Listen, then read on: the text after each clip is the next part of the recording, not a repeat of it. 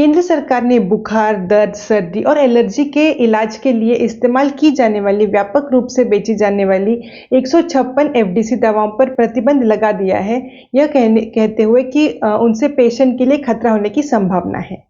ये खबर सुनकर आपको ऐसा लग सकता है कि 156 दवाओं पर प्रतिबंध लगा दिया है, लेकिन असल बात ऐसी है कि ये जो बैन है ये सिर्फ एफडीसी दवाओं पर है। यानी कि जो मेडिसिन का कॉम्बिनेशन रहता है उनके ऊपर बैन है, न कि अलग अलग मेडिसिन पर। एफडीसी दवाएं वे हैं जिनमें एक फिक्स्ड प्रोपोर्शन में दो या दो से अधिक एक्टिव फार्मास्यूटिकल मॉलिक्यूल्स का कॉम्बिनेशन होता है। उन्हें कॉकटेल दवाएं भी कहा जाता है। ये निर्णय एक एक्सपर्ट कमेटी और ड्रग्स टेक्निकल एडवाइजरी बोर्ड ने लिया है। उन्होंने पाया है कि एंटीबायोटिक सहित इन एफडीसीज में थेरेपेटिक जस्टिफिकेशन का अभाव था, जो कि हमारे स्वास्थ्य के लिए जोखिम भरा था। केंद्रीय स्वास्थ्य मंत्रालय द्वारा 12 अगस्त को जारी गैजेट नोटिफिकेशन के अनुसार प्रतिबंधित दवाओं में लोकप्रिय कॉम्बिनेशन शामिल है, जैसे कि aceclofenac 50 mg plus paracetamol 125 mg tablet, mefenamic acid plus paracetamol injection, cetirizine hydrochloride और पैरासिटामोल और phenylephrine hydrochloride, levocetirizine plus phenylephrine plus paracetamol, paracetamol chlorpheniramine maleate plus phenyl प्रोपेलामिन।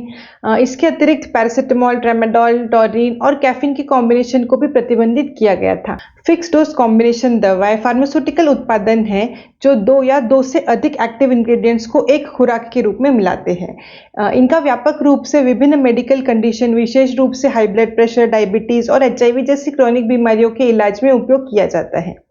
FDC के उपयोग में अलग अलग फायदे और नुकसान हैं जो पेशेंट केयर, हेल्थ केयर और ड्रग डेवलपमेंट को प्रभावित करती है।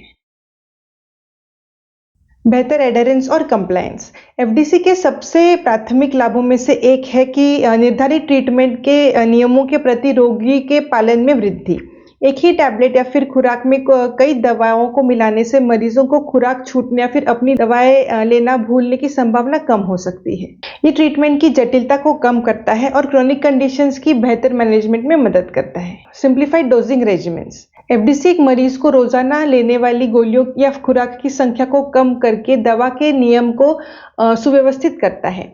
ये सिंप्लीफिकेशन विशेष रूप से कॉम्प्लेक्स ट्रीटमेंट वाले कई दवाएं लेने वाले रोगियों के लिए फायदेमंद है, क्योंकि ये डोजिंग एरर्स के जोखिम को कम करता है और कंसिस्टेंट थेरेपेटिक लेवल्स बनाए रखने में मदद करता है। Enhance therapeutic effects. दवाओं का कॉम्बिनेशन सिनर्जिस्टिक इफेक्ट्स प्रदान कर सकता है जो ओवरऑल चिकित्सीय परिणाम को बढ़ाता है। उदाहरण के लिए ब्लड प्रेशर में एसी इनहिबिटर और एक कैल्शियम चैनल ब्लॉकर का कॉम्बिनेशन अकेले दवा की तुलना में ब्लड प्रेशर का अधिक व्यापक नियंत्रण प्रदान कर सकता है।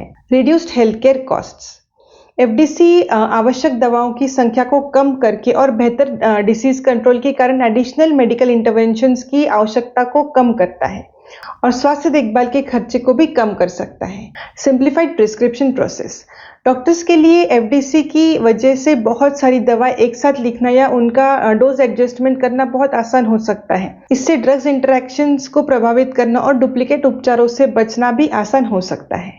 गोलियों का बोझ कम करना। कई दवाएं लेने वाले रोगियों के लिए एफडीसी उनके द्वारा ली जाने वाली गोलियों की कुल संख्या को कम कर देता है। ये बुजुर्ग रोगी या फिर कॉम्प्लेक्स मेडिकेशन वाले लोगों के लिए विशेष रूप से महत्वपूर्ण हो सकता है, जिससे उनकी ट्रीटमेंट अधिक मैनेजेबल हो जाती है। बैन हुई एफडीसीज की लिस्ट आप डिस्क्रिप्शन में देख सकते हैं। फ्लेक्सिबिलिटी या फिर लचीलेपन की कमी। एफडीसी का सबसे महत्वपूर्ण ड्रॉबैक ये है कि उसमें जो दवाइयाँ होती हैं उनका अलग अलग से डोज एडजस्टमेंट करना नामुमकिन हो जाता है।